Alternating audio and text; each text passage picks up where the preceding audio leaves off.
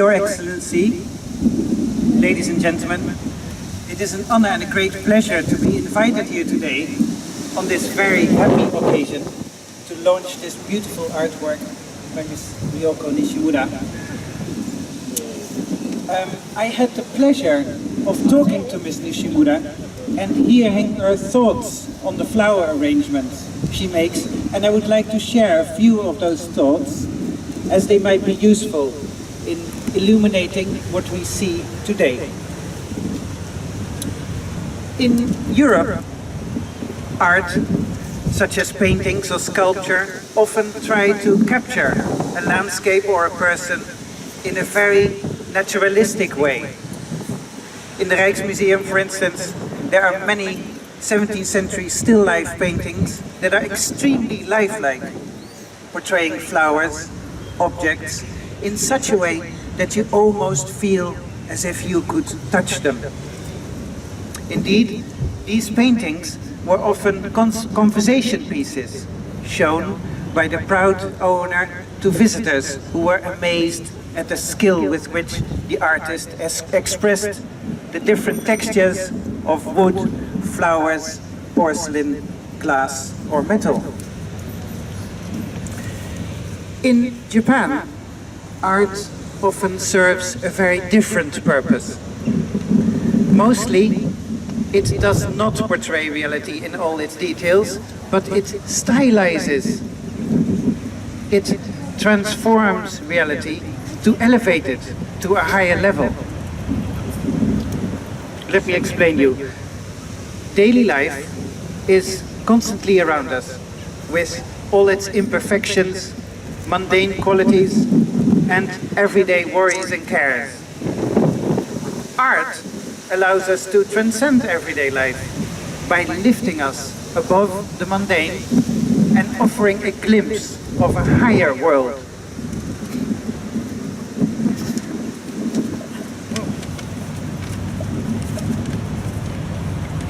In kabuki, or no theater for instance, the theatrical universe is extremely artificial, with all movements highly stylized and the actors wearing masks or have their faces painted to convey a character's nature and emotions.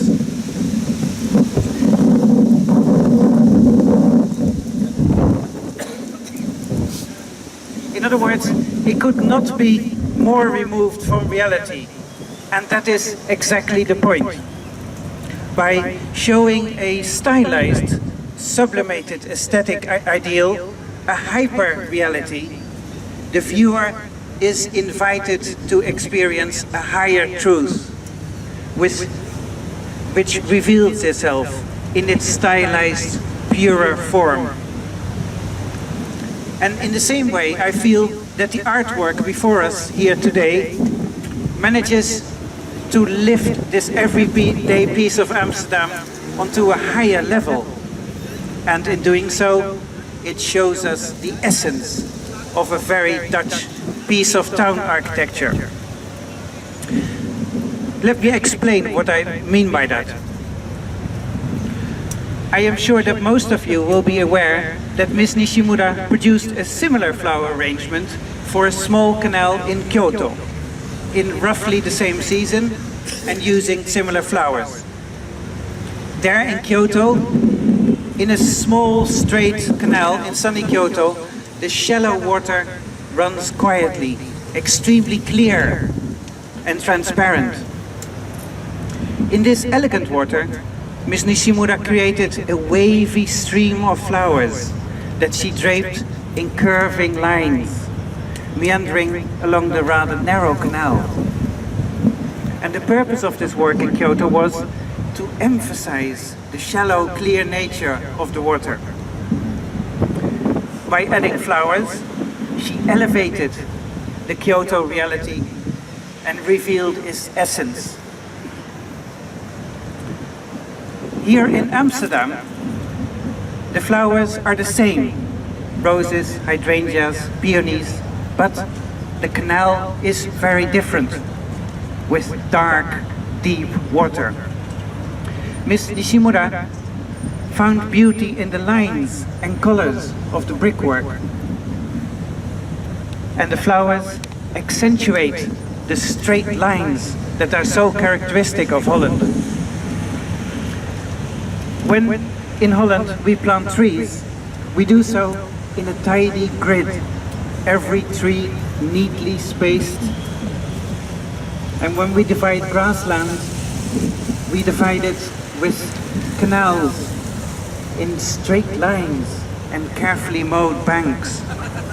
Landscape in Holland is a bit like a park, carefully managed, and it's perhaps no coincidence that when we Dutch speak of nature, we phrase it in Dutch as de natuur, the nature. And Miss Nishimura, who came here for 3 months as a visiting artist, on her very first visit to Europe, has picked upon this fact, this characteristic of Holland with unerring instinct. And she points it out to us, the essential quality of the Dutch landscape. So, by doing that, she elevates reality. She embellishes it, elevates it to a higher level, and makes reality temporarily more beautiful. Because that too is what this artwork is about. By doing this brief intervention, which will only be with us for 5 days, she has created something of temporary beauty. And in that way, she has created a memory for all of us that will enhance this location forever after.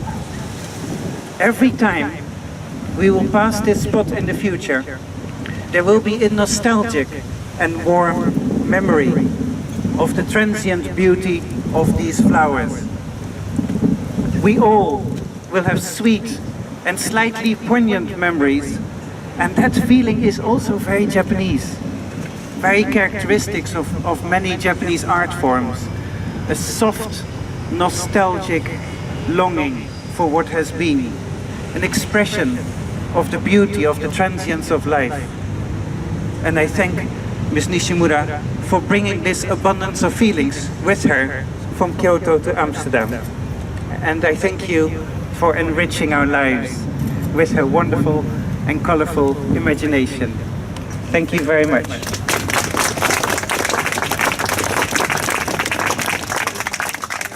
Maybe we should finish in a very Japanese way by saying Kampai. Cheers. Kampai.